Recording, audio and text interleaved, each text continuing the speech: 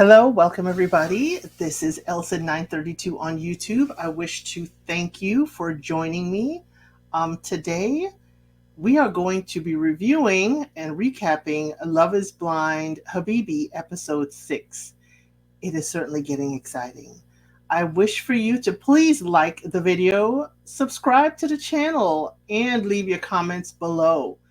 And I really want to say thank you to everyone who has supported, because Love is Blind Habibi is, right now, the first episode is my most successful recap. So thank you for liking and your engagement. I'm learning a lot. I'm not that far off with the culture, but I'm learning a lot from your comments. So let's start episode 6. So the couples meet for a meal, and, the hosts join them because this is the last day on the resort. So the hosts do ask, have there been any fights? Because they heard about a little scrimmage happening. So Shafiq says, what happened? He accredited Amar to helping them get back together and get on track, him and his fiance. So what they do is that they keep on, showing the food. And Netflix, Love is Blind. I know you have legal, things as far as food with your contestants, but you are certainly taking it also to the international versions. I'm watching, I'm seeing. So Shafiq goes on to tell the host that sometimes he is tough, but, she is the best. And she understands him. So we have Karma and Amar. She said she didn't expect to, have such a strong connection at the very beginning. Now, I'm thinking, is there a strong connection? Because remember, Amar went right back to the men's lounge and said, that's my girl, talking about Karma. And then Shafiq backed off. And the other men seemed to that like they backed off. So is there a real connection? Did she have a chance to explore? Or did Amar just, hey, tell the fellas step back? So Amar agreed and said they talked about everything. And, she says they have not made a decision yet about her dancing. But I'm sure if we ask him, he's going to be like, no, no, and no. Mohammed says he loves this journey with Safa, and he can't find any flaws with her, but he is sure that she sees all of his flaws. I love this couple. I have to say they're my favorite. They're my favorite. The host said, this is a happy vacation, but it ends now. Now is the time for the real world. And they brought out a basket with their phones. Ooh-wee. You're giving them their phones while they're on vacation. Usually in the US version, the phones come back once they move in to their, homes that they'll be sharing together, an apartment.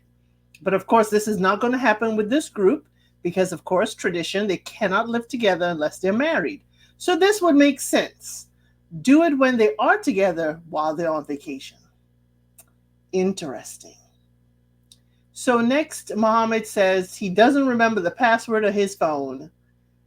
And I was like, is that what we're saying, Mohammed? Or we just don't want to open the phone? What about facial recognition, Mohammed? So, he's like, she's going to forget about him once she gets her phone back. So we learned that in 3 weeks is the wedding. So they need to tell their families and start mixing their cultures. I'm shocked at this because for me, the tradition of the region, this show just can't work. That's just me. The tradition of meeting the family, the tradition of him speaking to the family first before she even he speaks to her family. Her family approves for even her to even meet his family. So this is kind of, we're trying to navigate tradition with this modern dating. I'm liking it. I'm just hoping that the elders do too. So we have Hatab and Asma talk about their busy schedules. She said her family's in Canada and his are in Dubai. So that's very tenuous. So either he has to go to Canada to meet them before she can even meet his family that's right across town. Very interesting. So the hosts do ask for a plate of food. Netflix again with the food. Asma calls her sister right away and talks very highly about Hatab. Safa calls her brother Hussein, and he talks to Muhammad, and they have just, friendly hello. Hey, I'm going to be coming to meet you. They all pack and return home. Home for everyone seems to be Dubai. So, Love is Blind Habibi could be called Love is Blind Dubai, but maybe there are restrictions as far as using the name in the show. But I was like trying to figure out who's where, but everybody's in Dubai. Shafiq and Dunya, they rode, together back to the city. Apparently they look like they flew on the same flight. He is excited but afraid. She says they will see if they can balance their busy schedules and their life together. As I said, Muhammad, Safa, everybody's in Dubai. But apart from Shafiq and Dunya, Khattab and Asma were the only ones who rode together. He drove her, he let her out at her home, the taxi, and then he went to his home. So I'm wondering why everybody else chose to do separately. Hatab's mom meets him outside. She's excited. She wants to hear all about what happened. She asked, why an Egyptian girl? So she wasn't being any facetious or anything. She's truly like welcoming and truly wants to know how her son fared in this experience. So mom asked about, Asma's experience with family. What are her traditions? And he said they agreed to wait on having children. And she did agree to take a break to raise them. Mama's like, he will be the first one to get married. She's shocked the wedding is in a few days. And she's worried about how fast everything is happening. So he calls Asma later on when he's in the kitchen by himself just to say hello, see how she's doing. And he just wants to reassure her that his mom is accepting, even though she's kind of looking at the timeline that it's a little fast. Safa meets with her friends. She tells them about her experience. After 10 hours of talking, he proposed. So I'm like, okay, 10 hours. So now we know for the 10 days you talk an hour each day. We did hear the 40-minute thing. So I'm learning the whole timeline with how they're dating in the pods. She said he made her feel safe and made her laugh. All her friends, she says, are married and have kids, and she can't even believe it's real and it's her time. 19 days before the wedding, Shafiq and Dunya, he goes to her home to meet her mom. I believe he brought flowers. I think he did. He said it's the first time he's meeting any girl's mom, and he's nervous, and he prepared his outfit 2 days before because he did not want to mess this up. I love it. I love it, Shafiq. Yes, he did give the mom flowers. Dunya says, Dunya's mom says that she is the oxygen that keeps her alive.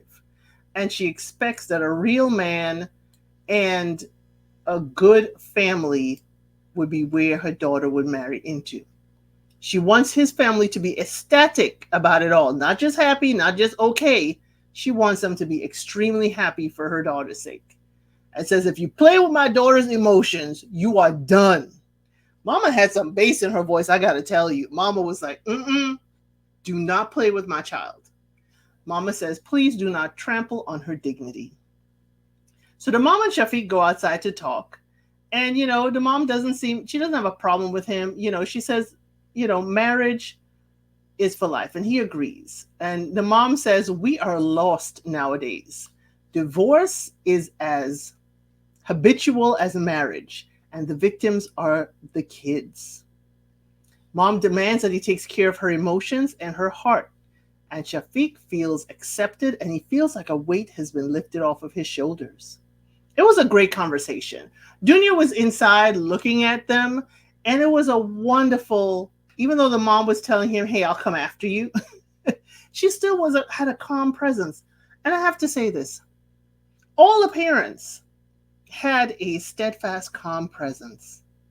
All the parents, the grandparents, when you are around your grandparents or elders who are peaceful, they bring a sense of peace around them. They've lived life, but they're like, okay, I am here to listen to you and to give you good advice. So Amar is texting and driving to work. I don't know what the rules are in Dubai, but it is not going to fly here in the US. You cannot text and drive. Karma said they have not seen each other in the last 2 days. They barely talk, but they do meet for, dates occasionally.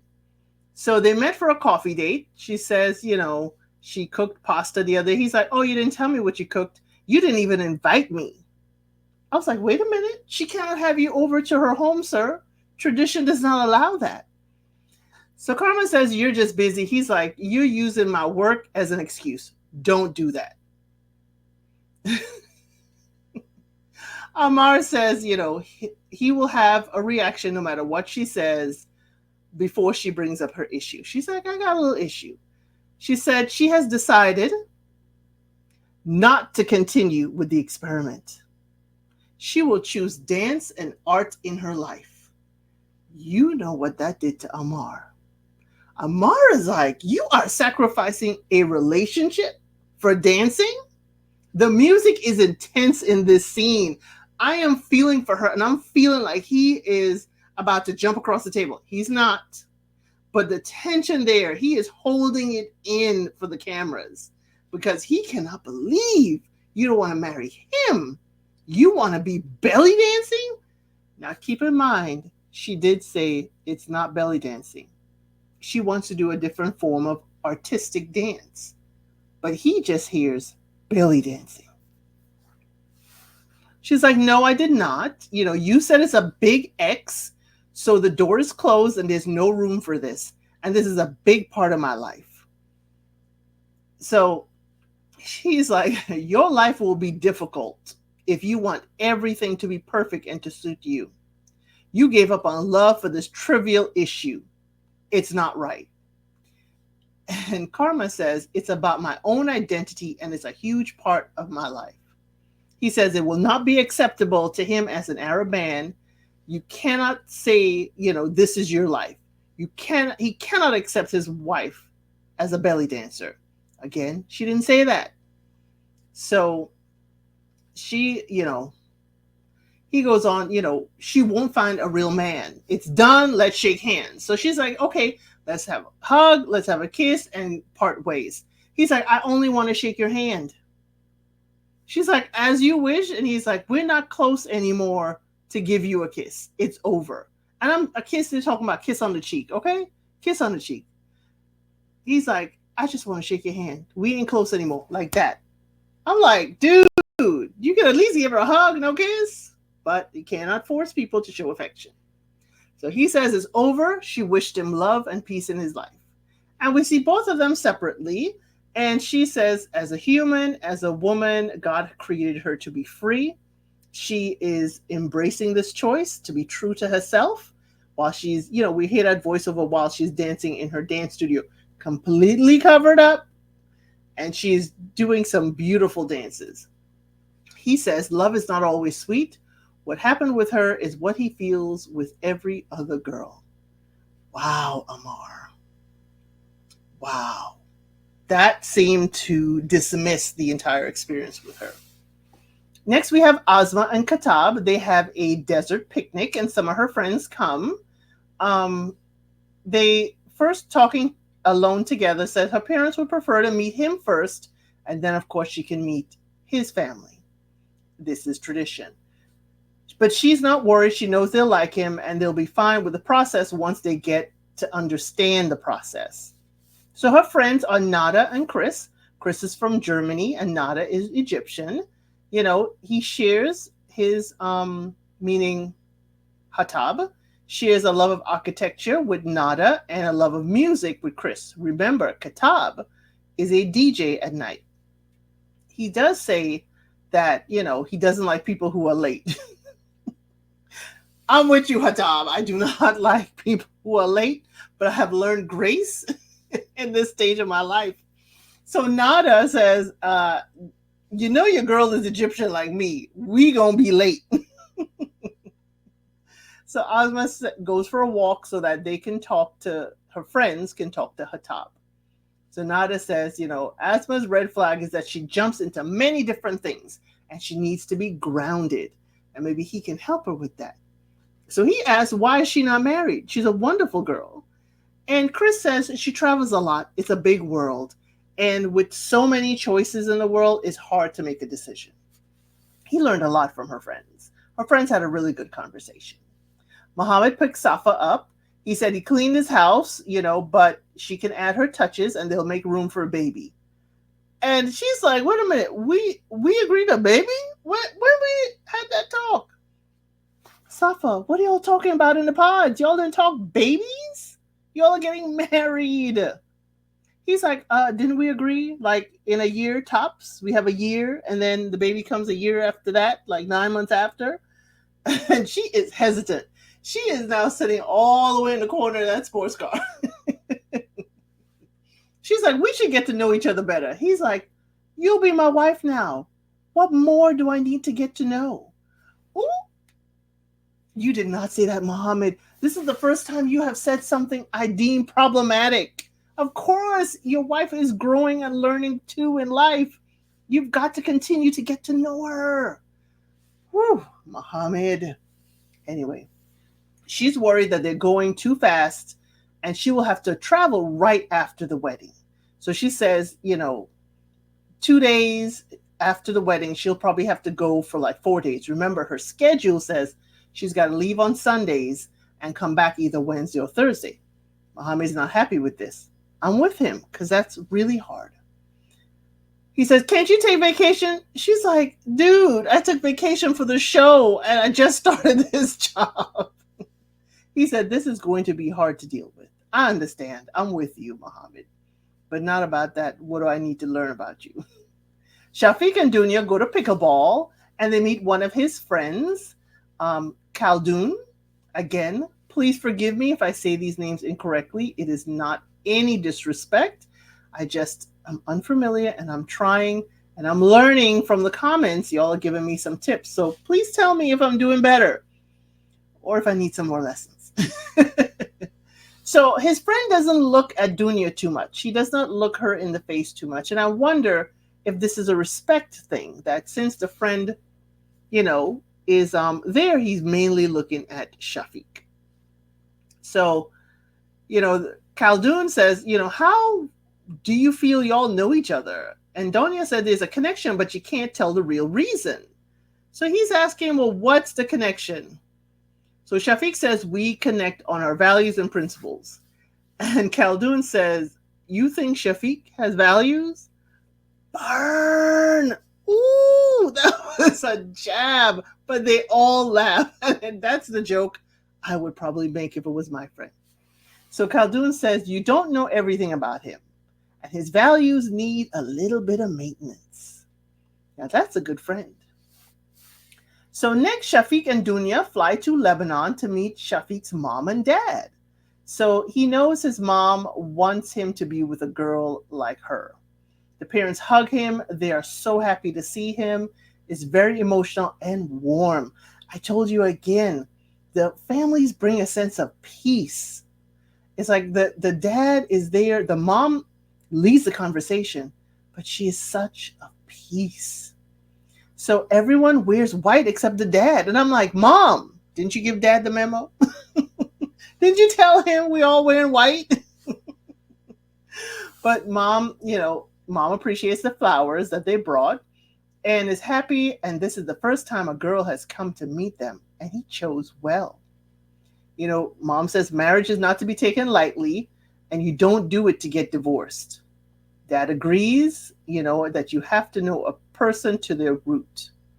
So Dunya says, they got closer when they had their bad days. It wasn't always perfect.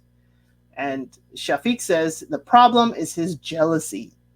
Very proud of you, Shafiq, for understanding, what it is you're going through. Dad says it just means you need to be respectful and remain calm. You better tell him, Dad.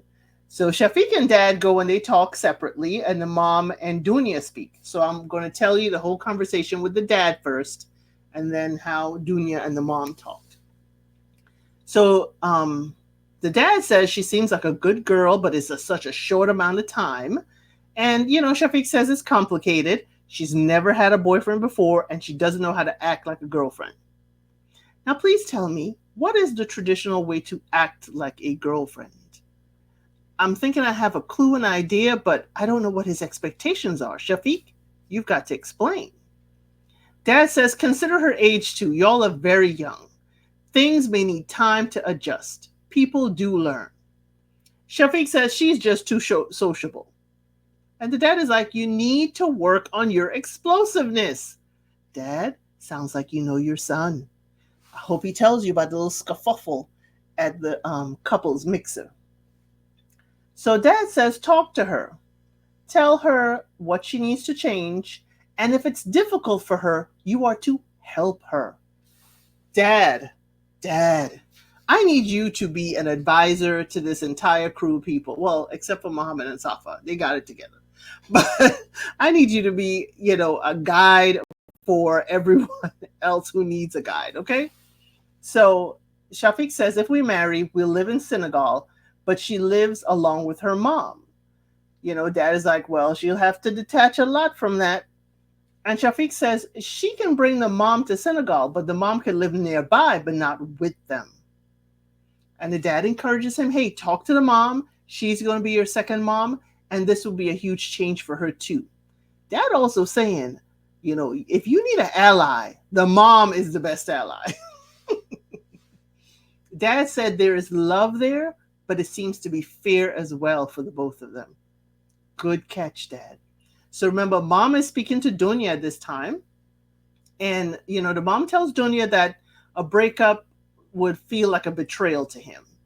And the couples need to constantly communicate so they can understand each other. So she says a stable marriage needs patience. What have you been through, Mama? Please tell us. I'm just joking, not being disrespectful. But hey, our elders have been through and learned a lot. So mom says, where will you guys live when you get married? And Dunya says, they don't want to stay in Dubai, but there will be a compromise. And mom sees, what she wants for him, her son, in Dunya. So the parents are calm. They give good advice. They really love Dunya and love her being with Shafiq. It was a wonderful visit. Now they tell us 11 days to the wedding. Muhammad, goes home with Safa.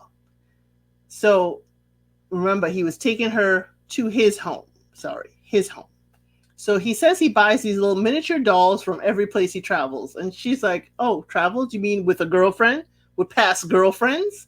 She wants to see if there's any evidence of a woman around. I don't blame her. So she's disclosed she has not asked her manager yet about time off for the wedding. And Muhammad is like, just call your boss and tell him. She's like, well, we could have a honeymoon weekend. He's like, I don't want no weekend. I want a full honeymoon. So I'm wondering, a full honeymoon. I wonder if he says a week is a full honeymoon. So he does not want to be single after his wedding, but if she has to leave for work, that's how it is. So she asked about his traditional proposal because he said he wanted to do it the traditional way. He said he will ask her uncles and then she will meet his parents. She says it's important for the family to meet before the wedding. Her family's coming in from Canada, but his family from Jordan can't seem to come in early. And she's a little like, hey, my family's coming from far and they come in early. Why can't yours? I need you to pump the brakes, Safa. Pump the brakes. Scheduling. This is kind of quick for everybody.